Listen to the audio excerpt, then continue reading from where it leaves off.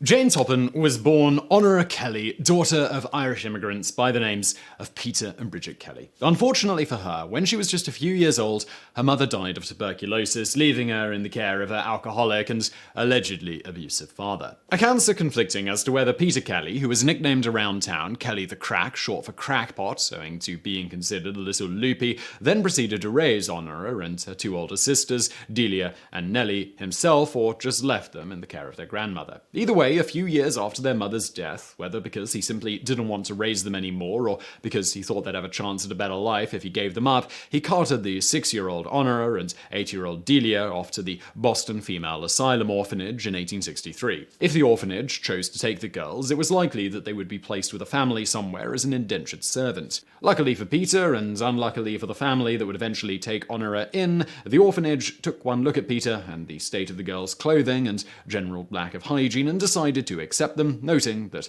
she and her sister were, to quote a record from the asylum concerning the girls, rescued from a very miserable home. As for Peter, who appears to have been a tailor or tailor's assistant of some sort, he went his separate ways from the girls and never saw them again. It's not clear why he chose to keep his oldest daughter, Nellie, or even precisely whether she actually existed at all. The story of Nellie only came about later, when a supposed cousin claimed Honora had an older sister named such that went insane and was committed to an asylum in her 20s. Whatever the case, just to wrap up Peter's story really quickly, records are scant, so it's difficult to definitively determine what happened to him, but rumor has it he became increasingly unstable over the years. Further, whether true or not isn't clear, he supposedly eventually sewed his own eyelids shut and was subsequently put in an asylum. Efforts on our part to find a contemporary first-hand account of this failed, so we'll leave it to you to decide whether or not you want to believe this bit.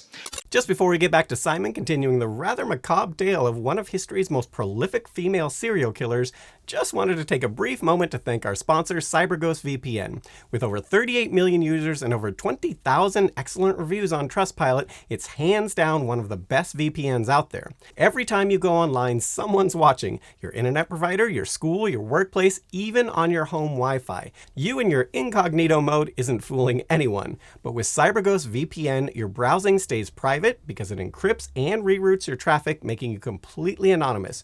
No trackers, no spying, no worries. Even CyberGhost itself keeps 0 logs, meaning your data is yours and yours alone.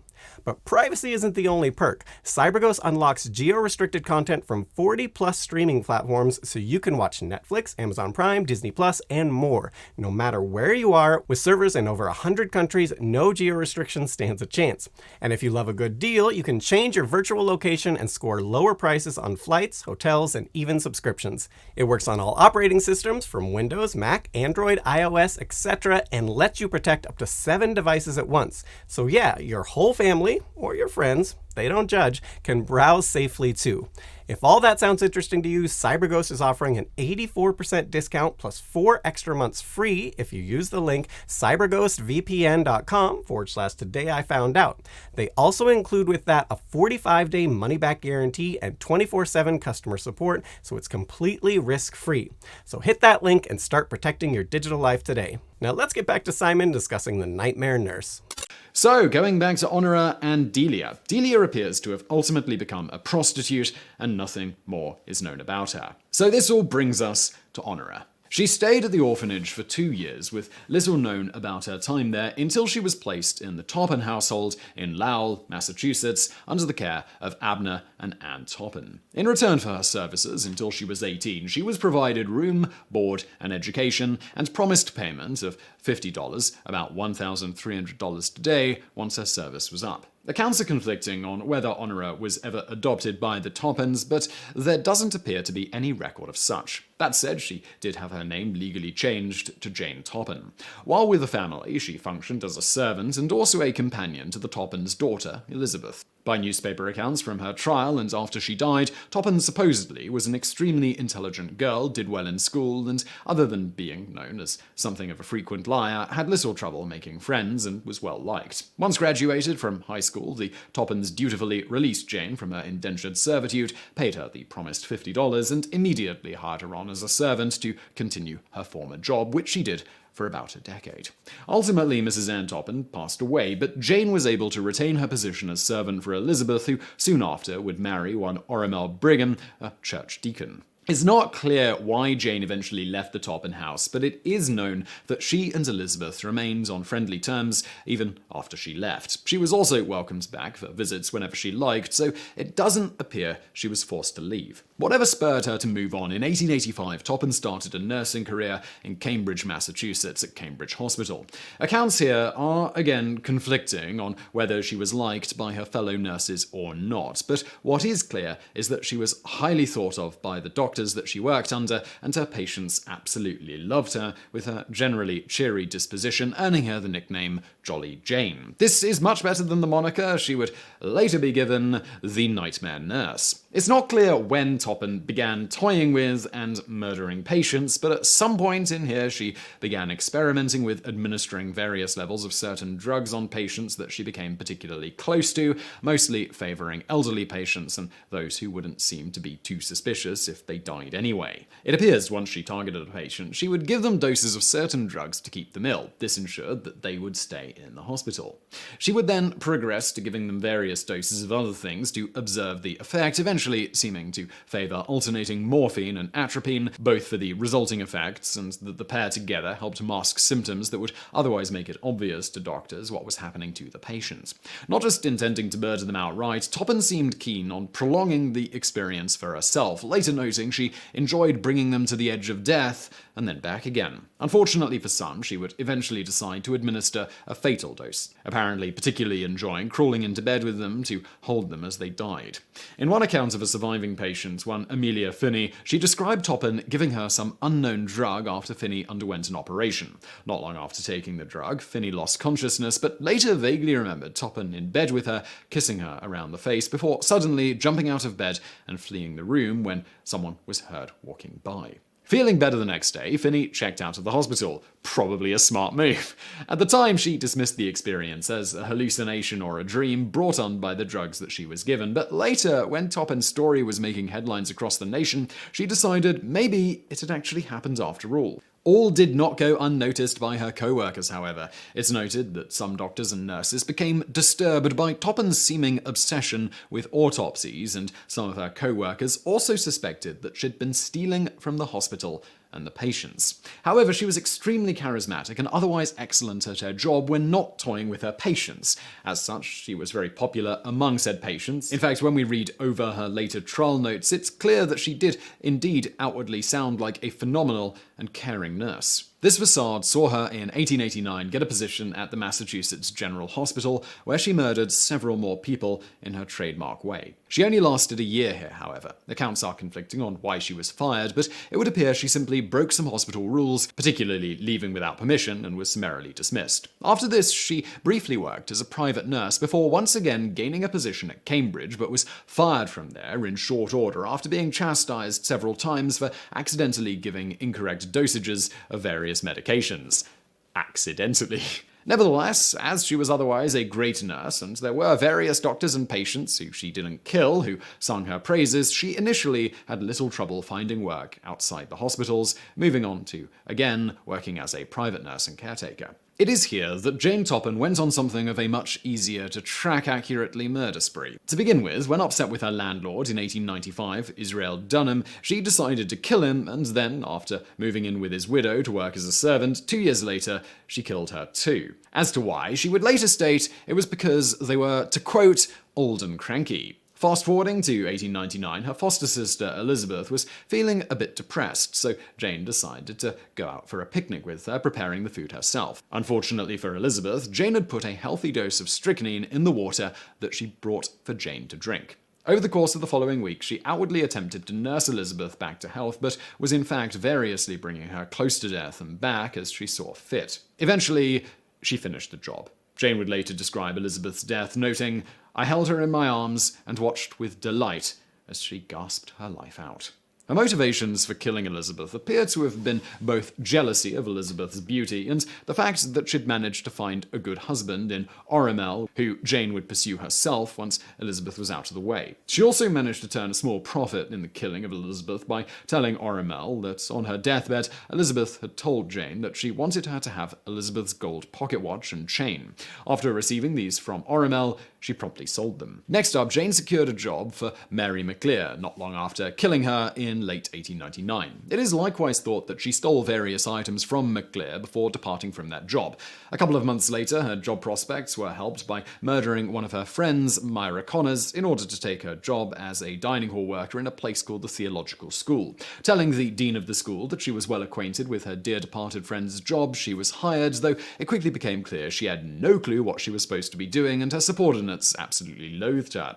Several months later, she was fired as complaints from her fellow workers piled up, and it was suspected that she was stealing money from the school. Next up, in 1901, she simultaneously poisoned Melvin and Eliza Beadle to make them ill, and then gave their housekeeper something to make her appear like she was intoxicated. This was in the hope that the housekeeper would be fired and Jane would get the job. The scheme worked, and she once again found herself gainfully employed. Luckily for the Beadles, later in 1901, one Mary Mattie Davis came a-knocking to collect a whopping $500 in owed rent, about $15,000 today, from Toppan, who was, at the time, living in a cottage of theirs. Seeing opportunity where others saw problems, Toppan quickly secured a position with Mattie's husband, Alden, after Mattie unexpectedly passed away. It turns out Jane slipped Mattie some poison or other in mineral water, and then when Mattie fell ill that evening, gave her a healthy dose of morphine to make her feel better. Demonstrating a remarkable skill at murdering people, doctors who should otherwise have easily been able to diagnose an overdose of morphine and many poisons closely watched over Mattie for the next week, but were none the wiser to what was happening right under their noses. Finally, Jane finished her off with Mattie Davis dying on the 5th of July 1901. The 64-year-old Alden Davis was thus in need of someone to take over his former wife's duties around the house, and Jane owed him a rather large sum of money, so he hired her on. Not long after, mysteriously, at several points over the course of a week, the Davis house had various parts of the home burst into flames, but in each instance the fire was extinguished before any major damage could be done. It is speculated that Jane was perhaps trying to destroy records of her debt to the Davises, as one of the fires occurred in a closet full of documents. Better for them had she succeeded, if that is what was happening. Whatever the case, Jane's next victim was Alden's daughter, Genevieve, who she killed on July the 26th. To try to shift any suspicion away from herself, Jane speculated that Genevieve had become so depressed at the sudden death of her mother that she killed herself. On August the 8th, Alden died suddenly, supposedly suffering a stroke, no doubt brought on by stress and heartache after the death of his wife and youngest daughter. On the night of August the 12th, or morning of the 13th, the remaining daughter of Alden's, Minnie Gibbs, inexplicably died. Again, it's speculated Jane's motive here was to try to get rid of the large debt that she owed the family. Whatever the case, after Toppan slipped her the killing drugs, she then took Minnie's 10-year-old son to her bed, apparently to comfort him while his mother lay dying, though it's not actually clear what occurred while she slept with him that night.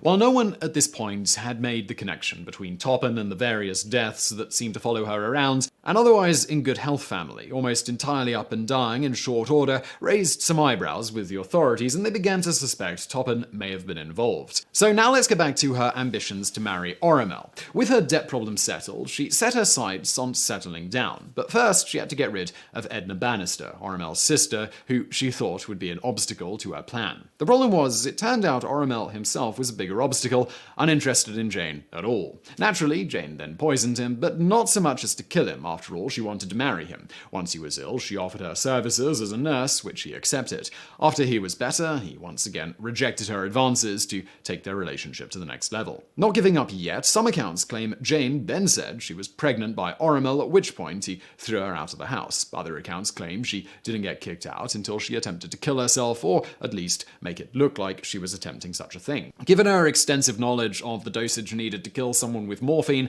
it seems likely that when she purportedly attempted to kill herself from overdosing on that drug, she may have been looking for sympathy. Whatever the case, she recovered just fine in the hospital and was indeed no longer a resident at the Oromel household once she was released. While all this was going on, an investigation was underway over all the deaths in the Davis family. Authorities had a breakthrough when Minnie Gibbs' father-in-law hired a toxicologist by the name of Leonard Wood to examine the bodies of the Davis family. After he did so, it was determined that, indeed, they had been poisoned. At the same time this was happening, as mentioned, Jane found herself without a place to stay, and having read in the newspapers about the exhuming of the Davis family, naturally, she skipped town, going to visit a friend, Sarah Nichols, who lived in New Hampshire. Unfortunately for her, the police had already assigned a detective, one John Patterson, to clandestinely follow Jane's movements, so, well, they knew exactly where she'd gone. Once there was evidence the family had been murdered, Jane Toppan was finally arrested on October 29th, 1901, while still in New Hampshire. Demonstrating her uncanny charm, it's noted that Jane soon made a great friend of the warden of the jail's wife, who became thoroughly convinced that Jane was completely innocent. Now, while you might think this would be a cut-and-dry case, it turns out it wasn't. You see, at first the prosecution put forth that Jane had killed the Davises using arsenic, as large amounts of that substance were found in their bodies. The problem was, she hadn't killed them with arsenic at all. The arsenic was introduced as part of the embalming process. When this was revealed, deflated, the prosecution and their doctors were flummoxed. It was then suggested that perhaps she'd used morphine in combination with atropine to mask the telltale signs of morphine overdose. During the trial, the doctor's interview deemed that this could indeed have been how she murdered them, and that, taking that into account, something they'd not before considered, the symptoms observed when the Davises had been dying did indeed match what would be expected there. In the end, Toppan would go on to explicitly confess to 11 murders, though would later confess to her lawyer that the real figure was 31. Later, recanting again, she claims the actual figure was much higher, though given she was known as something of a pathological liar, it's difficult to determine the truth in any of this. On this note, in a confession that appeared in the New York Journal, Toppan claimed when she was 16 a man promised to marry her, including giving her a ring, then promptly dumped her for another woman not long after. Said Toppan, "If I had been a married woman, I probably would not have killed all those people. I would have had my husband, my children, and my home to take up my mind." Other than Toppan's account, however, there is no record of any such man, and it would later appear as if her plan here was to get declared insane so as to be sent to an asylum instead of prison and potential execution. It's then speculated that she planned to use this jilted lover tale to garner sympathy and demonstrate that she wasn't inherently insane, thus perhaps able to later charm her way out of the asylum. As to why she'd killed all those people, she would later intimate she thought that there was little reason to keep the elderly alive, and would also state she got a sexual thrill from watching the patients die in her arms. She also claimed these impulses were only temporary, and that when the paroxysm passed, I was myself again. I cared no longer for the patients to die. According to an October 21st, 1906 article published in the Washington Times, the modern Lucretia Borgia, hunted by the phantoms of her own victims, is facing death. She initially felt no remorse for any of her actions, stating, after being sent to the state asylum in Taunton, Massachusetts, "I feel absolutely the same as I always have been. I might say I feel hilarious, but perhaps that expresses it too strongly. I do not know the feeling of fear, and I do not know the feeling of remorse, although I understand perfectly what these words mean. Now I cannot sense them at all. I do not seem to be able to realize the awfulness of the things I have done, though I realize very well what those awful things are. I try to picture it by saying to myself, I have poisoned Mary, my dear friend. I have poisoned Mrs. Gibbs. I have poisoned Mr. Davis. But I seem incapable to realize the awfulness of it all. Why don't I feel sorry and grieve over it? I don't know. I seem to have a sort of paralysis of thought and reason." Her hilarious or joyful state, the word didn't come to mean extremely amusing until a couple of decades after she said this. It didn't last, however. She seems to have initially thought she'd be able to charm her way out of the asylum, convincing the physicians that she was perfectly sane and no longer a threat to society. But this didn't work. It turns out either they simply had no interest in ever letting her out for any reason, or she'd done too good a job of convincing the doctors she was incurably insane. As one Dr. George Jelly noted while being questioned by the prosecution during the trial, "The result of those examinations was that I reached the opinion that the defendant was insane and irresponsible for the crimes for which she is charged, that she was suffering from a form of degenerative insanity characterized by the absence of moral sense, by defective control, and by an irresistible impulse to the commission of extreme crimes. Her condition is constitutional, probably hereditary, confirmed, and renders such a person always dangerous and a menace to society, if at large." And so it was that, as the years passed with no prospect of getting out of the asylum, Jane's mental state really did go downhill. That said, for the most part, she led a quiet life in the asylum, but did in the early days cause a ruckus when, whether truthfully or just as an act to garner sympathy, she became extremely paranoid that the staff were trying to poison her. In a letter she wrote, dated the 1st of July 1904 to one Dr. Stedman, she stated, "Dr. Stedman, I wish to inform you that I am alive in spite of the deleterious food which has been served me. Many efforts have been made to poison me. Of that I am very sure. I am thin and very hungry all the time. Every nerve is calling for food. Why can't I have help? I ate a pint of ice cream and 4 oranges Saturday and Sunday. Signed, Jane Toppan." Things worsened and the hospital staff had to force feed her, as she described in a letter to a friend.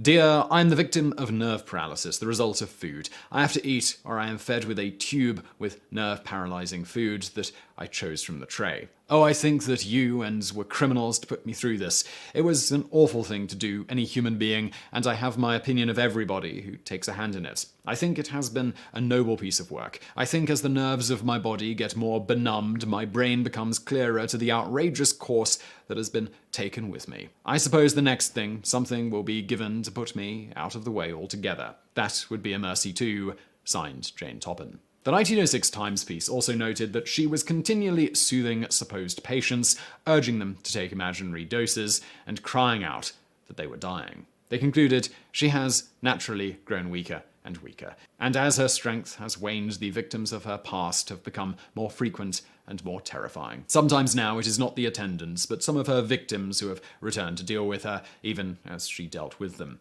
And she cowers in abject fear before vengeance, which she believes is pursuing her, all unconscious of the punishment which really has overtaken her." Despite her reported state, she lived for over 3 decades more, dying at the age of 81 in 1938. Just before you go, don't forget to check out CyberGhost VPN. Click the link below to get an 84% discount plus 4 extra months for free. Stay safe, stay private, unlock global content and regional discounts, and support our channel by signing up today.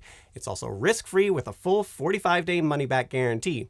Again, link in the description. Thanks for watching, and I hope you have a great day.